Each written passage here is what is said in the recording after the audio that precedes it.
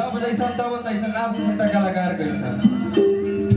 भोजपुरी भाषा हमारा लगा लोग भाई हमारे खींचले हाँ पुरुषोत्तम एक्सप्रेस लिखा। भोजपुरी भाषा बोले से पहले सोचल और समझल दोनों जरूरी हो। ना कोनो सुहागिन के हाथ के चूड़ी हो और ना ई गवना के पूरी हो। ई दुश्मन के गर्दन पर चले वाला भाला या छुरी हो। एकरे नाम भोजपुरी हो। एकरा बोले से पहले सोचल और समझल दोनों जरूरी हो।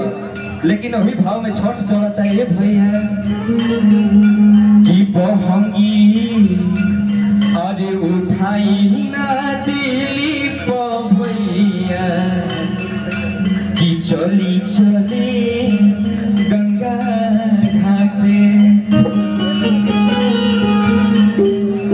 आदि की बहंगी उठाई ना डूबा भैया अरे चली चले गंगा घाटे।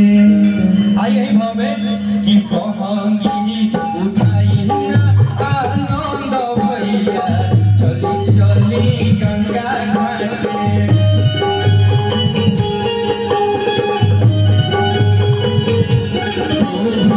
बहंगी उठाई ना ससरम के लोगवा चली चली गंगा घाटे।